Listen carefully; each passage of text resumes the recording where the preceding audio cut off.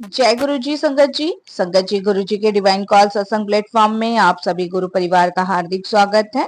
अगर कोई भी संगत अपना सत्संग हम लोगों के साथ साझा करना चाहती है तो वो साफ राइटिंग में अपना सत्संग लिखकर हमारी जीमेल आईडी पर सेंड कर सकती है। आपके द्वारा सुनाए गए सत्संग से जो गुरु जी की नई जुड़ने वाली संगत है, उन्हें गुरु जी के कल्याण, महिमा, अनुभव के बारे में ज्यादा से ज्यादा पता चलेगा। गुरु जी के चरणों में मेरा कोटि कोटि प्रणाम। जय गुरु जी। साथ संगत जी, आज का जो सत्संग हम लोग आपके साथ शेयर करेंगे वो प्रवीण अंकल का है और हम उन्हीं के शब्दों में आपके साथ ये सत्संग साझा करेंगे। संगत जी, सत्संग शुरू करने से पहले मेरा सभी गुरु परिवार से हाथ जोड़ के निवेदन है कि सत्संग को अंत तक सुने, क्योंकि जब आप सत्संग को अंत तक सुनेंगे तब आप गुरु जी की ब्लेसिंग्स प्राप्त कर पाएंगे। अगर सत्संग को बीच में ही छोड़ेंगे संगत जी, तो गुरु जी की ब्लेसिंग्स अधूरी ही रह जाती है। इसलिए संगत जी, सत्संग को अंत तक सुने और अंत तक सुनने के बाद संगत जी गुरु जी का ध्यान करें, मंत्र जाप करें और उस ब्लेसिंग्स को प्राप्त करें और शुक्राना करें कि गुरु जी आपने हमें इस लायक बनाया कि हम आपके सत्संग सुन पा रहे हैं। तो संगत जी, सत्संग को अंत तक सुने, बीच में बिल्कुल भी ना छोड़े। और संगत जी, ये सभी जानते हैं कि सत्संग सुनने वाले का भी कल्याण और करने वाले का भी कल्याण, दोनों का ही कल्याण होता है। और सत्संग से ना जाने संगत जी हमारे कितने मार्गदर्शन खुलते हैं, कितने रास्ते हमें मिलते हैं, कितनी मंजिलों तक गुरु जी हमें पहुंचाते हैं, कितने कष्ट हमारे काटते, कितने कर्म हमारे गुरु जी हमारे से हटाते हैं। तो संगत जी, सत्संग को हमें अंत तक सुनना है और गुरु जी की ब्लेसिंग्स प्राप्त करनी है। सत्संग का मतलब ही यही है संगत जी, सत्य का संग। सत्संग मतलब सत्य का संग, हमें इसे अंत तक ही सुनना है। इस क्योंकि देखिए संगत जी, हम इंसान हैं, हमें क्या होता है कि कोई भी जादू है अभी करके दे दे, क्योंकि हमें अभी की आदत हो गई है। लेकिन संगत जी, कोई गुरु जी कोई जोशी थोड़ी ना है, पंडित थोड़ी ना है, कोई जादूगर थोड़ी ना है। संगत जी, आपको खुद भी नहीं पता और हमें खुद भी नहीं पता होता कि हमारे इतने माड़े कर्म होते हैं ना, इतने छोटे छोटे गलतियां, इतनी बड़ी बड़ी गलतियां हम जाने अनजाने में करते हैं, उसे कटवाने में कितना समय लगता है। अगर वो सारी हम भोगेंगे तो सोचिए संगत जी हमारा क्या हाल होगा। और हमें तो शुक्राना करना चाहिए कि गुरु जी की शरण में है और वो सत्संग के माध्यम से ही हमारे ये सब कर्म काट रहे हैं। तो संगत जी, सत्संग को अंत तक सुनिएगा, हाथ जोड़ के सभी से विनती है। और संगत जी, मैं हर सत्संग में सबको यही कहती हूँ, सभी गुरु परिवार से हाथ जोड़ के विनती रहती है कि सत्संग को अंत तक सुने, बीच में ना छोड़े और गुरु जी की ब्लेसिंग्स प्राप्त करें। अगर संगत जी सत्संग आपको पसंद आए तो लाइक करें, सब्सक्राइब करें, ज्यादा से ज्यादा संगत में शेयर करें और संगत जी बेल आइकन दबाना बिल्कुल ना भूलें, क्योंकि जब भी आप बेल आइकन दबाएंगे तब सबसे जो भी लेटेस्ट सत्संग होगा सबसे पहले उसका नोटिफिकेशन आपके फोन पे आएगा। तो बेल आइकन दबाना बिल्कुल भी ना भूलें। और संगत जी, ऐसे ही गुरु जी की ब्लेसिंग्स आप इस सत्संग के माध्यम से प्राप्त करते रहें और ज्यादा से ज्यादा शेयर इसलिए कीजिए संगत जी, क्योंकि जाने अनजाने में ना जाने आप कितनी संगतों को गुरु जी से जोड़ दोगे और कितनी संगतों का कल्याण गुरु जी के माध्यम से हो जाएगा। क्योंकि संगत जी, जिस संगत को भी आप गुरु जी से जोड़ोगे उसका तो कल्याण होगा ही होगा, साथ में आपका भी कल्याण होगा।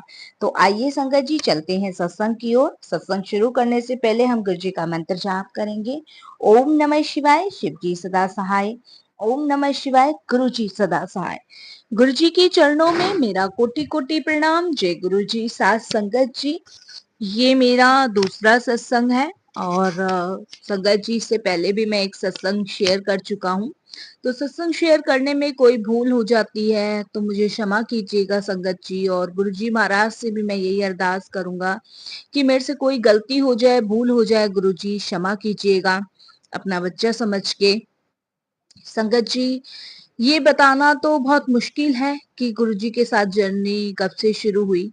और संगत जी, ये बता भी नहीं सकता, कोई भी नहीं बता सकता, क्योंकि पता नहीं गुरुजी कब में अपने आप हम सभी संगतों को जोड़ लेते हैं।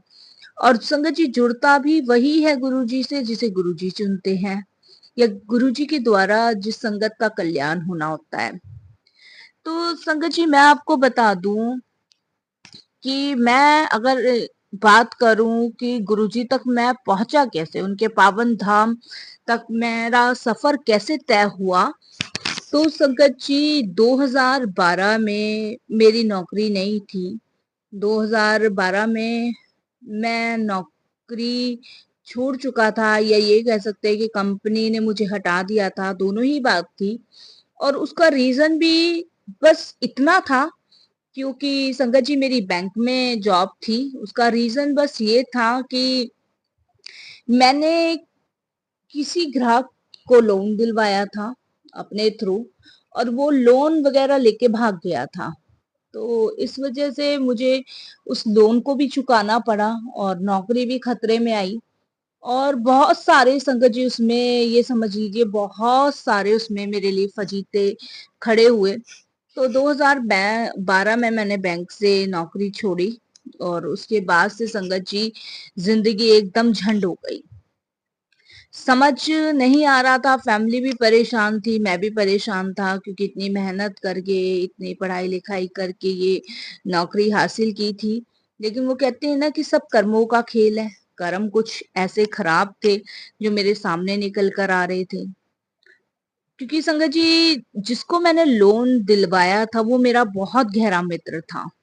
ये समझ लीजिए कि बचपन से लेके हम लोगों ने साथ स्कूल, कॉलेज, पढ़ाई, बहुत सारी चीजें करी, खेल कूद सब कुछ। वो नोएडा में जॉब करता था, और संगत जी मैं लक्ष्मी नगर। संगत जी बस वो कहते हैं ना कि दोस्त होके उसने पीठ पे छुरा भोंक दिया, इस तरीके का हिसाब था। सब तरीके के ताने मुझे सुनने पड़ रहे थे, और बैंक से भी, घर से भी, बैंक वालों ने केस भी डाला।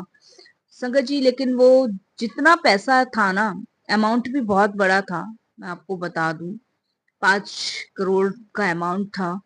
बहुत बड़ा अमाउंट था संगत जी। उस परिस्थिति से संगत जी मैं निकल नहीं पा रहा था। मैं डिप्रेशन में इतना ज्यादा हो गया था कि मुझे समझ नहीं आ रहा था कि मैं आखिर करूं तो करूं क्या, जाऊं तो जाऊं क्या, समझ नहीं आ रहा था। क्योंकि संगत जी बैंक ने भी केस डाल दिया था, और मुझे अरेस्ट करने के नोटिस भी जारी हो गए थे। बहुत सारी दिक्कतें थी। और संगत जी विश्वास समझ नहीं आ रहा था, सब पे से उठता जा रहा था। एक टाइम तो ऐसा आ गया कि आत्महत्या ही कर लूं, सब खत्म ही हो जाएगा। क्योंकि संगत जी वो अपने फैमिली को लेके विदेश चला गया था। और संगत जी जब वो विदेश चला गया तो वहां तक पहुंचना तो मुमकिन नहीं था, मेरे लिए भी नहीं था और किसी के लिए भी नहीं था। कांटेक्ट भी बंद थे उसके। समझ नहीं आ रहा था संगत जी कि इन परिस्थितियों से कैसे निकला जाए, बाहर कैसे क्या हो।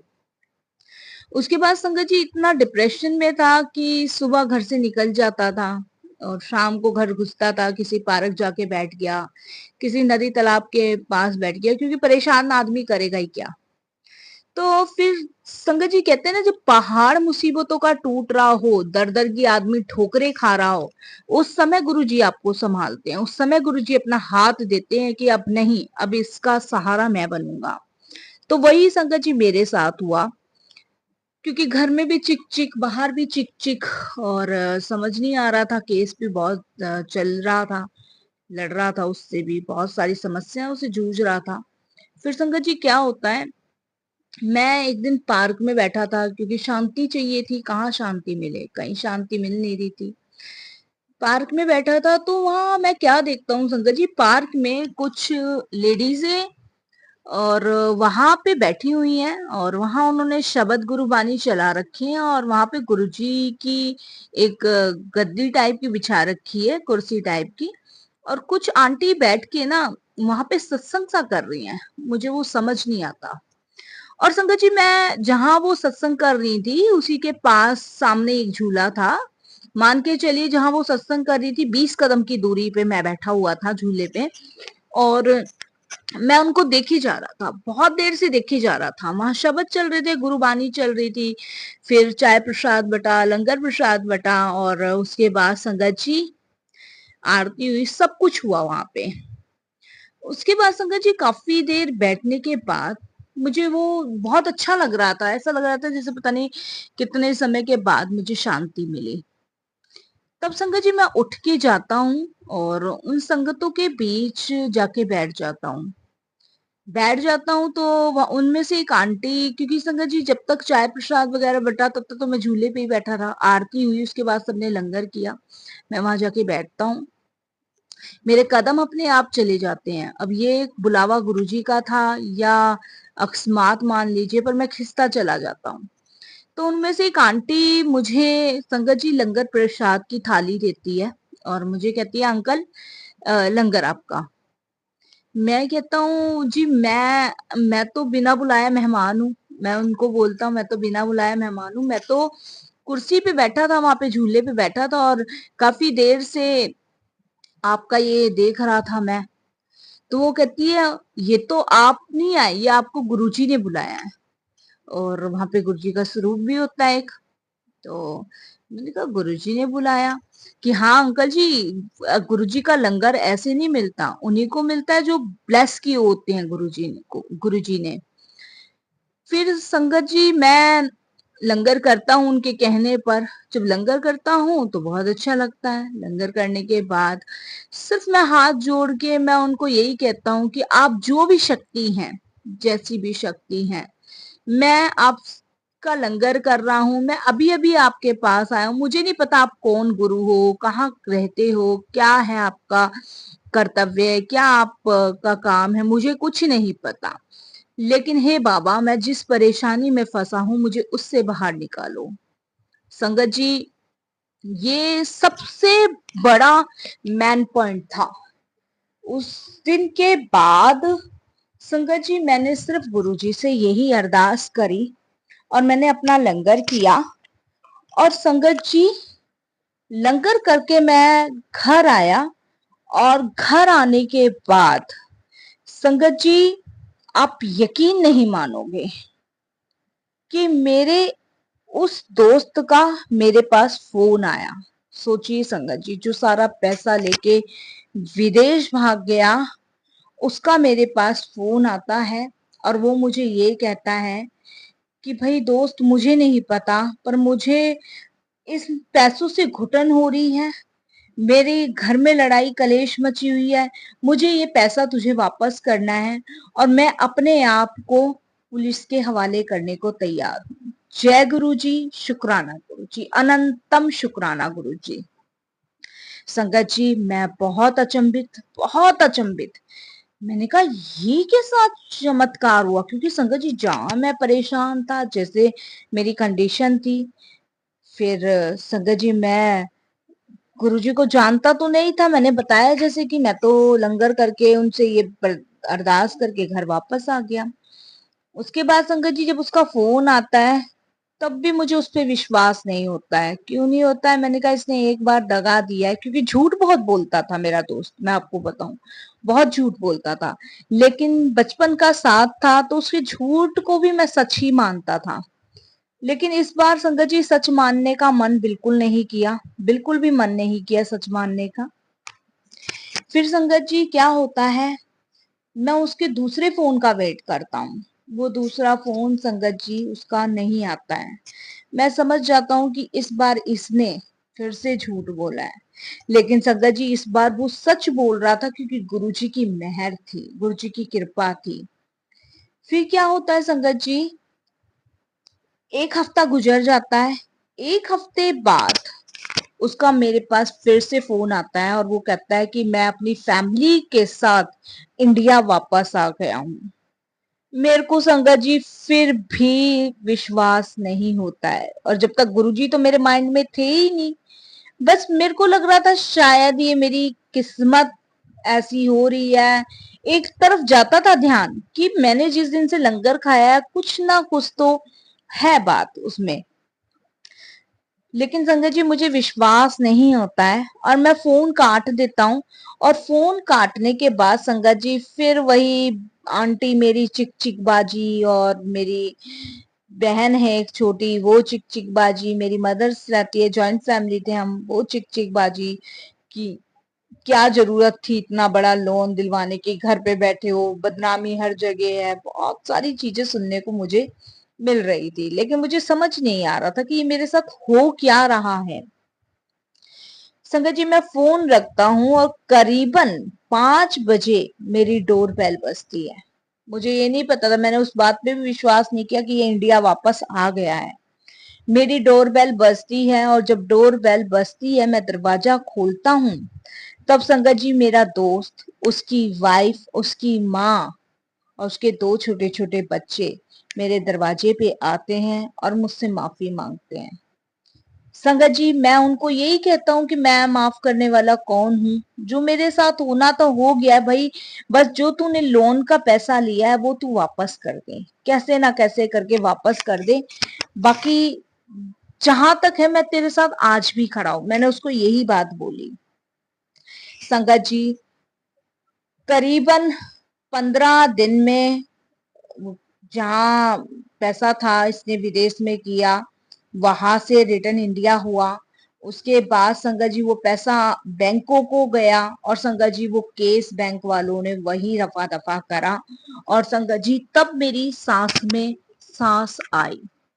और संगत जी बैंक वालों ने मुझे नौकरी पे रखा तो नहीं संगत जी, मैं आपको बताऊं, और वो रखते भी तब भी मैं नहीं जाता क्योंकि इतनी बदनामी के बाद संगत जी कैसे मैं नौकरी करता। बहुत बदनामी, बहुत। और संगत जी इज्जतदार इंसान के लिए थोड़ी सी भी बदनामी बहुत बड़ी बात होती है। संगत जी बस मैंने ईश्वर के सामने हाथ जोड़ा कि जिसका पैसा जहां पहुंचना था वो पहुंच गया। संगत जी उसके बाद क्या होता है, समय ऐसे ही बीतता रहा, ऐसे ही बीतता रहा।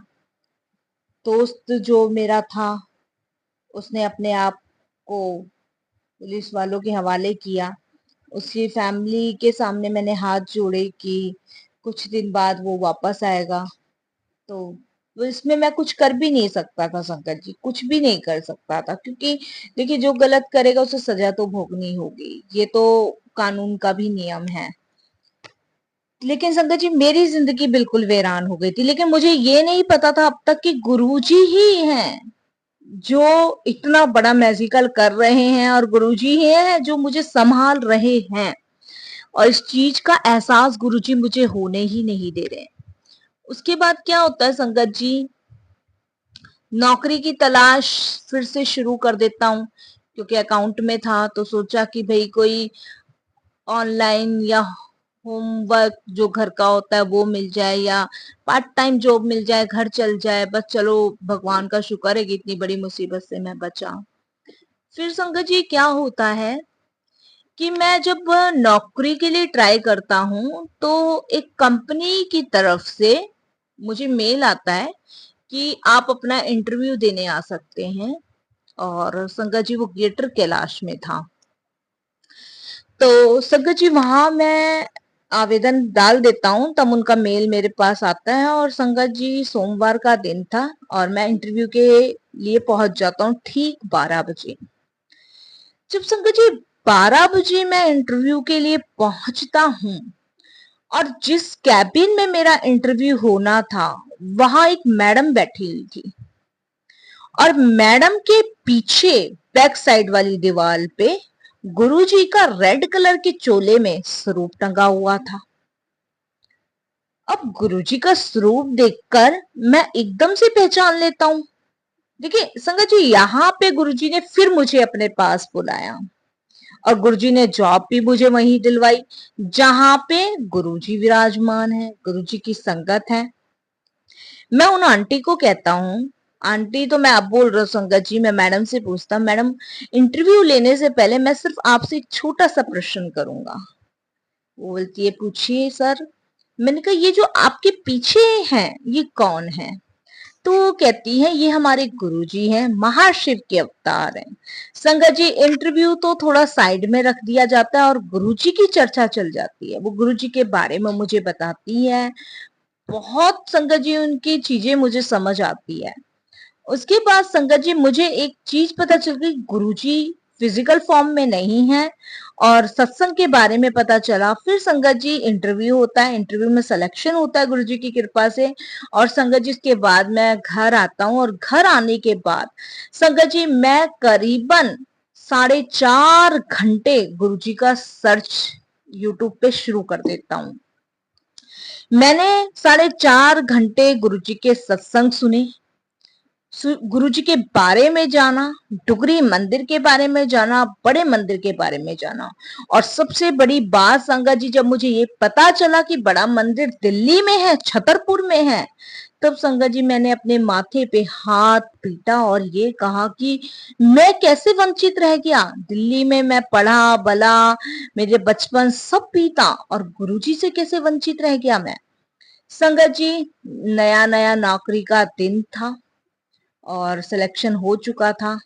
अगले दिन संगत जी मैंने क्या काम किया, मेरी ड्यूटी सुबह 10 से 5 थी, अकाउंट में थी, क्योंकि मैं बैंक में नहीं करना चाहता था संगत जी, क्योंकि हर जगह मेरा नाम बिल्कुल हर बैंकों में पहुंच चुका था, तो मैं नहीं करना चाहता था। तो 5 बजे के बाद संगत जी मेरी ड्यूटी खत्म होती है और जो रिसेप्शन पे मैडम बैठती हैं, जो मेरा इंटरव्यू लेती हैं, उनसे मैं सारा गुरुजी के बारे में एड्रेस पूछता हूँ, सब पूछता हूँ, और संगत जी मैं मिनट नहीं लगाता, घर जाने की बजाय मैं सीधे बड़े मंदिर पहुंचता हूँ। और जब बड़े मंदिर पहुंचता हूँ और संगत जी वो भव्य नजारा देख कर संगत जी मेरी आंखों में से आंसू आ जाते हैं। उसके बाद संगत जी पहली बार, हर कोई संगत जाती है उनका एक्सपीरियंस अलग ही होता है, वही मेरे साथ हुआ। पर संगत जी सबसे अलग बात वहां क्या हुई, जैसी अंदर दरबार के लिए हम एंट्री कर रहे थे, जैसे 5 सीढ़ियां होती हैं, उस पे चढ़ते हैं गुरु जी के दरबार के लिए, तो वहां एक अंकल खड़े होते हैं और वो ठेठ पंजाबी में मुझे कहते हैं, बहुत ठेठ पंजाबी में मुझे कहते हैं, आ गया तरसी, तेना तेनू मैंने ही बुलाया सी। और मैं संगत जी उनकी शक्ल देखता हूँ और मैं जैसे पलक झपकाता हूँ और संगत जी वो मुझे नजर ही नहीं आते। मेरे को मेरा वहम लगा, लेकिन अब मुझे समझ आता है कि वो गुरुजी थे, ब्लेसिंग्स देने आए थे और गुरुजी का ही बुलावा था। मैं अंदर जाता हूँ, अंदर जाके मैं माथा टेकता हूँ, जैसे जैसे वहां सब कर रहे थे, और संगत जी मेरा मन इतना था कि बस मैं हमेशा के लिए गुरु जी के चरणों में ही रह जाऊं, मैं यहाँ से अलग ना जाऊं। लेकिन वो कहते हैं ना कि हम इस लायक नहीं होते कि हम ईश्वर की बराबरी कर सके, ईश्वर के पास रह सके। वो तो संगत जी लोग ही अलग होते हैं जो परमात्मा के चरणों में रह जाते हैं, और हम तो इतने बड़भागी हैं कि हम ईश्वरों की पैर की धूल भी नहीं पा सकते। उसके बाद संगत जी दर्शन करता हूँ, घर आता हूँ, रोज सत्संग सुनता, रोज गुरु जी के बारे में जानने लगता, और संगत जी मेरे घर का माहौल भी धीरे धीरे गुरु जी की कृपा से ठीक होता गया। मेरी आंटी जो चिड़चिड़ी हो गई थी उसका व्यवहार बदला, मेरे 2 बच्चे थे उनका व्यवहार बहुत नीबा हो गया, क्योंकि संगत जी आप भी जानते हो जब इतनी सक्सेस पाने के बाद एकदम से आदमी डाउन हो जाए तो फैमिली थोड़ी सी गुस्सा हो जाती है, चिड़चिड़ी हो जाती है कि इतना विश्वास भी आज की डेट में किसी पे जरूरी नहीं है जो आपने किया। घर का सारा कुछ नॉर्मल हो गया संगत जी, सब कुछ नॉर्मल हो गया। उसके बाद संगत जी मेरी पूरी फैमिली गुरुजी का बड़े मंदिर गई, गुरुजी का शुक्राना करने गई, और बड़ा बड़ा धन्यवाद गुरुजी का हम सभी ने मिलकर किया कि गुरुजी आपकी कृपा है जो आज हम ये दिन देख रहे हैं। तो ये संगत जी करीबन 2012 की आसपास की बात थी, आज तो 24 हो गई है, और ये लगा लीजिए 2012 से लेके अब तक गुरुजी ने वारे न्यारे ही रखे मेरे, हर एक परेशानी आने से पहले निकाला। और जिस कंपनी में संगत जी मैं लगा था, उस कंपनी में आज मुझे 2024 हो गई है, सोचिए कितना टाइम हो गया है। मैं उसी कंपनी में गुरुजी की आज्ञा से लगा हुआ हूँ, क्योंकि गुरुजी जो देते हैं ना वो हमारे लिए सर्व उत्तम होता है। ये मेरे जीवन का सबसे बड़ा चमत्कार था, और संगत जी मेरे आंसू रुकने से रुक ही नहीं रहे थे। और संगत जी मैं बताऊं, अब गुरुजी की 31 मई को महासमाधि दिवस है, तो संगत जी कुछ दिन से गुरुजी मुझे टेलीपैथी के जरिए बता रहे हैं कि तू मंत्र जाप कर, मंत्र जाप कर, और मेरी समाधि आने से पहले मंत्र जाप कर, और तू देख तेरी सारी मनोकामनाएं, सारी इच्छाएं पूरी होगी, तेरी पुकार जो है मेरे तक सीधी पहुंचेगी। और संगत जी, जैसा गुरुजी का हुक्म, मैं कभी गुरुजी के हुक्म पे तर्क वितर्क नहीं करता हूँ।